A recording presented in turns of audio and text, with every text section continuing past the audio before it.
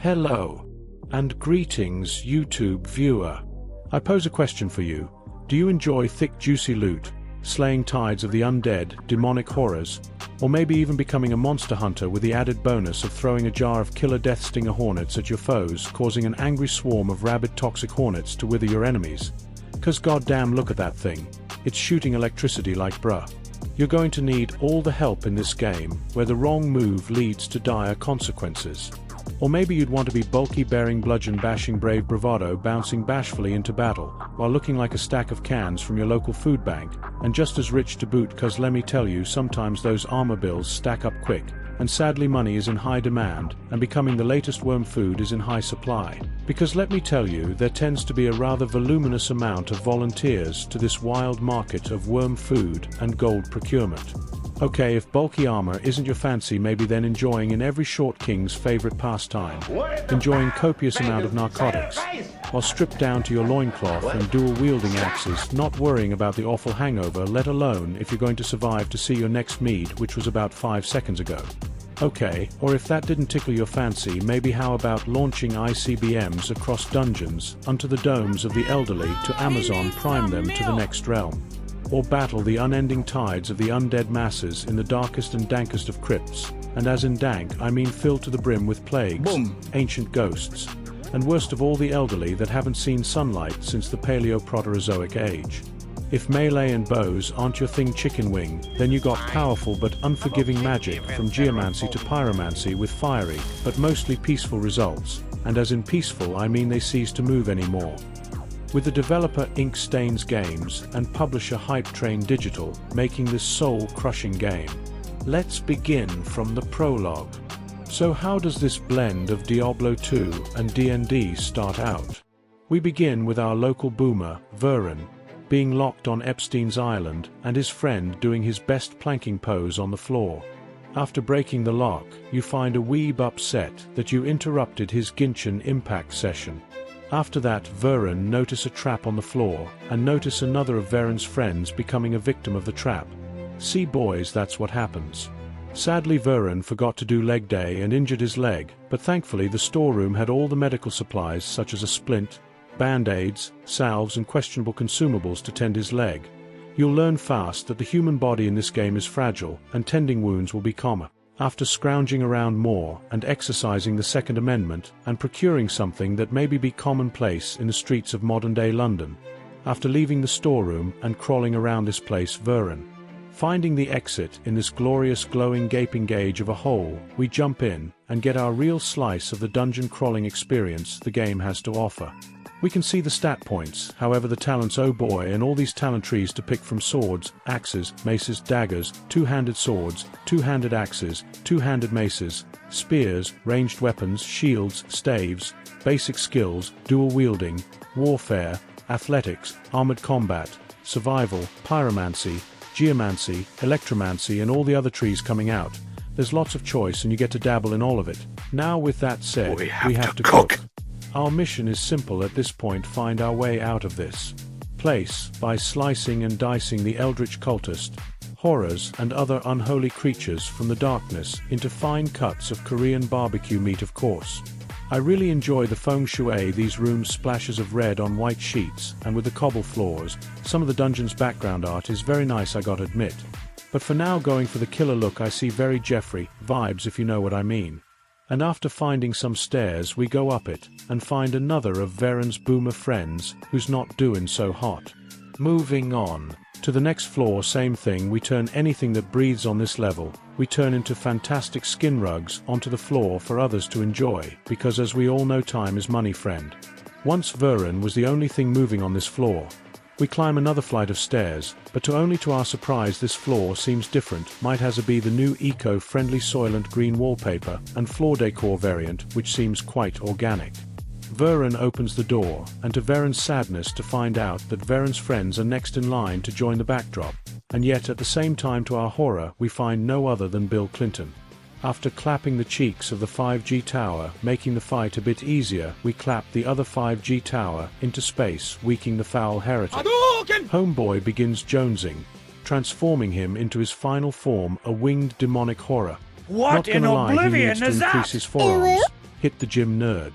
It charges into the eco-friendly wallpaper and give it a quick taste test, after taking a drink of a questionable substance and throwing the empty bottle at the eldritch horror right in the spleen, and after dodging the purple circles on the floor, letting the creature stunning itself and taking a few more swings at it with Gigaboomer Vurin, we defeat the creature and a gem legit Diablo style out of him. With the survivors released and heading outside to regroup and figure out what happened, it was time to collect what we came for. The stone shard we copied into our inventory and head out to meet the rest of the surviving crew. Turns out this contract was bigger than Vurin could chew, and our friends aren't too peachy upon almost turning into birthday streamers with their bowels and entrails being the main ingredient. The entire caravan wiped out. No more belongings for any of the plebs, with 90% of the crew being the finest grub buffet. No amount of Bitcoin and Hawk 2 coin could convince the rest of survivors to stay with Vurin. The crew splits off just due to the lack of testosterone and smooth brains equipped. However, Vurin, being the Chad he is bound by the contract, and will see it through, now needs a new crew to help seek out and finish the contract for a mysterious Gwen in the capital city of Bryn. But first, Vurin needs time to plan out his next steps after almost losing it all for the mysterious stone shard. And that's where you step in. After a few weeks pass from the horrors of the chapel, Vurin ends up in the town of Osbrook, where you start your adventure, where you can pick from 5 nobodies with their own backstories, unique passives, and starting abilities. First we got Velma. He does things and he might be Swedish, so that's kinda cool. Next, Jorgrim. He's a vertically challenged pagan alcoholic who just likes to fight. Anna, just think any female paladin, and you basically got her. Derwin looks like your average fentanyl enjoyer from Oregon, and he'll definitely stab you. Last we got Jonna. She's a witch. She likes propane and propane accessories. Just don't cast spells in front of the town folks and you'll be okay. But for today I'll pick Jorgrim just cause homeboy has a chrome dome. And after speaking to Varren, he hands us a map to help us get familiar with the lands, but unfortunately I'm playing as a vertical challenged pagan, so maps, or let alone reading, is out of the question. After walking around town buying some gear and whatever else we can bum from the locals, and speaking to the head boomer, we pick up a contract to clear out an old fort now crawling with bandits not too far from town. Cause we're broke AF with nothing to our names. No bitches, no money, no epics, worthless. We leave town and shortly we run into a wheat field, and some clown left their crack shack key on the field. We give back the key to the head cheese running the field, and he says I can now basically live in his crack shack, so that's cool. I too enjoy exercising my legal right to squat. But look at this, some barrels that had some garlic, a comb, a piece of leather and a bedbug infested bed. Great. After having enough social interaction, we bounce out of the wheat field, where oddly enough the fort that we needed to clear out was just around the corner. There and onto the fort at the outskirts, guarded by a singular dog and your dad. You've probably wondered where he was after so many years after going to the store to pick up milk. Well, he's here, but without the milk, very scary. Now that we've entered the fort, I'd like to take a minute to explain combat for a moment. As you probably noticed that it is turn-based combat, with line of sight making it sometimes tricky in dungeons when enemies are hiding behind pillars and refuse to come out until you charge headlong into them and tasting the finest steel in all the lands. Fog of war is always fun in this game as well, not knowing what's behind locked doors. The fact the game lets you know that something is here in the middle fog of war, but it could be anything from a lonely rat to a room full of enemies wanting to how many arrows make a human pin cushion. Noise is a factor as well in this game. Moving depending if you have light, medium or heavy armored footwear are factors as well. Breaking objects and even shouting that can aggro enemies onto your location, and sometimes they can be relentless and even chase you upstairs to kick your ass. Weapons deal different types of damage. For example, spears have piercing damage and are able to attack a square away, making them a heavy kiting and melee option. But axes, for example, do slashing damage and tends to be a fantastic option for detaching limbs from owners. Or electromancy that focuses on AoE, stuns and chain lighting fools until they are nothing more than just a mere amount of atoms being left behind in the cosmos. Also spicing up weapon damage, the game allows you to enchant your armor and weapons from increasing one's fortitude or decreasing chance to fumble your strikes, to adding caustic damage to your weapons causing your foe's face to melt. like that one scene in Indiana Jones. You know the one. Anyways, I really do like the different mechanics blended in this game, think they did a great job with that, and I'm looking forward to the stealth mechanic when this game is out of beta. Back to the game, we finally found the leader, which looks like an average white castle connoisseur. And after clapping both his cheeks, upper and lower, we loot up whatever junk he had stored in his quivering jowls and running them pockets. But the White Castle connoisseur won't be needing any of that loot since his organs have been released onto the floor for everyone to gawk at, but fortunately the entire fort at the outskirts has been freed of human life, so no gawking today. The loot when you first begin your quest isn't the most substantial, but once you begin to trespass into other dungeons and areas, some of the loot gets better. After the Short King arrives returning to town and performing beneficial trade towards increasing the weight of my coin purse and causing temporary economic ruin in the town. However, what I find funny is you got all these guards just standing around doing nothing, and yet only the vertically challenged aerodynamic short chud can deal with these issues. Finally returning to the head boomer and rewards us with some medieval Bitcoin and asks us for another favor. I swear these boomers, once you've installed one thing for them, they won't ever stop asking for more. However, now that their church has been overran by some eldritch horrors, and wants the cult leader to be turned into a fine red paste. You had my attention when you said paste my dude. We upgrade our drip and rizz up some vendors looking to cop those new Jordans drop. But the vendor said something about tariffs, so they weren't in stock for the time being, so we tossed some shekels at this tailor to repair our gear that has been battered due to the high amount of carnage we've dished out and endured. Also, quick side tangent. Please increase the coin purse carry limit. 2,000 isn't enough, game devs. We head out to Pilgrim's Rest, and instead of watching me run all the way to the Pilgrim's Rest, we'll use the power of editing to make us appear at our location, and not a moment too soon. Upon entering the outside entrance of Pilgrim's Rest, we can see Mr. Bones' wild ride must have been a great success due to the amount of skeletons near the entrance. After stumbling our drunken dwarf down to the pits of this ruined church, we are greeted with 3 traps in the first room, which now I can see why this church fell. After finding the church library and lacking the frontal lobe to comprehend basic words on paper, we're reminded of our pagan illiteracy. We put the books away to sell to people who can actually read.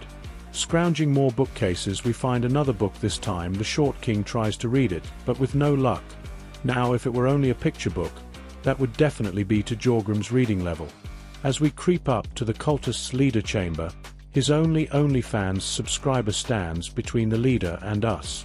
We chop Sui the horror into last week's leftover, and out of the corner just like that we stumbled onto the cult leader Jack Black, with his unkempt beard and very large and rounded stature.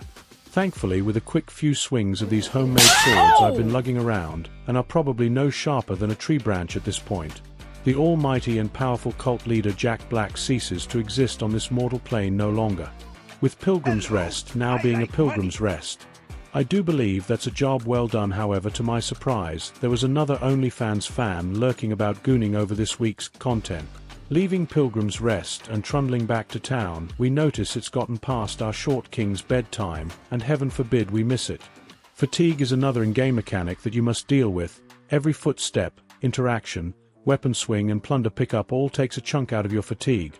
So having a good night's sleep at an inn, tavern, crack shack or even bandit camps are always a good idea, so we make our way inside the Black Boar Tavern where the owner looks bored off a rocker. So we ask her to rent a room for the evening, trying to make it in time for Jorgrim's nap. After climbing up to the 2nd floor we find our room in the far corner. It's not much, but home is where you rest your chrome dome, I suppose. With a new morning, our Short King rested up. We bounce along to the head boomer. With more money in the bank, the old man had one final contract for us. Apparently a particularly ambitious necromancer, who's been itching to dabble in the fine art of raising the dead, has set up shop in the area after realizing he needed a steady flow of fresh corpses to really get his resurrecting business off the ground. Naturally, it's now our job to kindly ask him to vacate the premises and, stop turning the neighborhood into his personal morgue. So let's get it. Oh look, the old grave that wasn't too far due to Jorgrim lack of height, making him more aerodynamic, and due to the power of editing software here we are. We enter the old grave, and the necromancer hunt was on. Jorgrim notices some vases in the corner, and establishes his dominance over vases and urn. Homeboy has a vermintide of many rats, and some freshly raised Albanian peasants right off the rip. Being surrounded can lead to one's death awfully quickly in this game, however. With the power of dual wielding, every strike an enemy attempts you get 2 chances to strike back due to having, you guessed it, 2 weapons. After wading through the endless tides of giant rats and Albanian peasants, at last, we discovered the CEO of Corpse Raising Incorporate and engage with the wrinkly old grass bag and begin to display these swords into his eye sockets as planned, but to our shock more Albanian peasants begin to surround Jorgrim, asking him for his EU passport and some euros, but thankfully Jorgrim doesn't understand nor know any Albanian.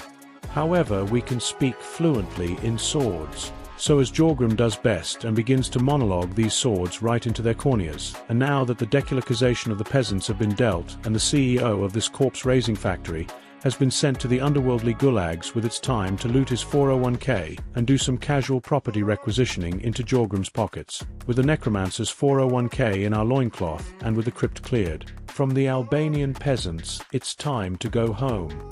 And after a short skip and a jump, we let the boomer know of the good news of one less senior citizen walks on this earth, and has been processed to the Shadow Realm. Now with a decent amount of cheddar, it's time to get a ride and leave Osbrook forever. The town elder offers us his horses and an old wagon in exchange to clear out a brewery where some thugs have muscled into the area and took control of the flow of alcohol.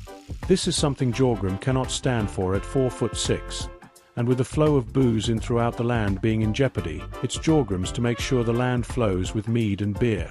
We charge head first to the Oaken Barrel Brewery, as fast as a vertically challenged short king could muster, and upon reaching the brewery, this human-sized human wanted to display his dominance over a short king, which never goes well, nor didn't go according to plan. We turned the manlet into mashed potatoes, but the fighting caused a bit of noise, and let his other short squad member be alerted to a short king in the area. After slap chopping this guy right in the dome, even more chuds come slithering out saying how nothing ever happens. But today was the day where something would happen to them. Sweet, sweet death. Turning to fight the human-sized cockroaches, going feral on them brings out the last remaining goon squad from their goon cave.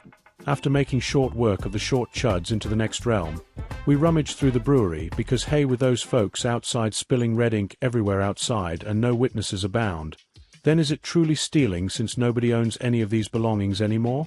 So we requisition this plunder for the greater good, which is me, myself and I'd. Once the brewery had been purged of banditos, it's back to town where the short king's standing short. We let the boomer know to cough up the new whip to get out of this town. However, since we basically did this boomer's job of keeping the town safe and running the flow of booze back into the world, he rewards us with some extra loot. Truly things are looking up. We meet Vuren at the stables and head out to Bryn to seek out Gwen. You can see the overworld map, the question marks scattered everywhere, which are points of interest, which could be bandit camps, villages, animal dens, or major landmarks throughout the land. Now that we've finally arrived to the golden city of Bryn, we're here to find the plot. Vuren tells us to meet him at the docks. Okay. But due to the long journey from Osbrook to Bryn, it's just about evening time and Jorgrim requires his beauty sleep, so we rush to find an inn at the docks. But as we shimmy down to town, a guard stops us for being under the recommended height limit for Bryn, which is 5 feet. But instead gives me a short chud pass, which we throw onto the floor in protest. After stumbling around town, we head over to the docks, rent a room, and go to bed. Rise and shine, mofo. We meet Vuren outside the inn, and begin the search to find Gwen's house in the city of Bryn, but thankfully Gwen isn't too far from the inn, which is a nice surprise for a change, rather than busting Jorgrim's chops off by doing a tour de France and going to strange places. So apparently Gwen has the ultimate trap house in the city. But I swear this drunkard dude looks like Vuren, and he's got a black eye. I wonder what his lore is, or if the game devs put him here on purpose to mess with players. Back to the plot, we do our best Justin Trudeau impression, and politely knock on the door, but with no answer. Instead, we ramp it up from knocking to committing some casual trespassing and breaking and entering. I bet the guards won't notice that. Right there, We enter Gwen's trap house, and to nobody's surprise, we find that there's no signs of Gwen, and that the trap house has been abandoned from quite some time by the looks of it. However, the bad news is that Gwen place is pretty roughed up. Must have been a diddy party here. After scooping up some of Gwen's journal pieces, we try to read it, but Vurin asks to see the paper, knowing full well that Jorgrim can't read. Due to the stature of the short king, we were able to find a hidden lever in the bookcase, exposing a secret basement. With more meth lab goodies, a questionable-looking slab bed and more notes scattered around the room, we hoover the notes up and trying once again to rub two neurons together to read. Vurin once again asks to see the papers and explains. Shit went awry and Gwen ain't here anymore, but with some clues now and Vurin's knowledge of Bryn, we must begin to build up our caravan and to search for Gwen and the stone shards throughout the world. Now with Gwen missing in action, Vurin says that he'll meet us just on the outskirts of the city of Bryn with a plan once we arrive. We leave the Golden City to meet up with Vurin, and lo and behold, on the outskirts of Bryn, our very own hobo caravan. Vurin tells us to RP like the French for the lols and tells us to raise a white flag. We aren't surrendering, but it's our rally point. Great job, Vurin. This is where you can start upgrading the caravan with items found through the world, adding such things as a cooking cauldron, sturdier wheels, a proper bed, and many other things that I won't spoil the whole enchilada. Caravan followers can be found through the world and help you with supplies, gear, and giving powerful buffs once you've built your relationship with them and figure that you aren't just fattening them up waiting to add them to your next meal. To wrap it all up, Stoneshard is a wild and brutal open-world adventure that delivers a satisfying mix of chaos and charm. The game boasts randomly generated elements that keep every playthrough feeling fresh and unpredictable, while offering a vast array of weapons, anything from maces to crossbows, and a fascinating range of spells to experiment with.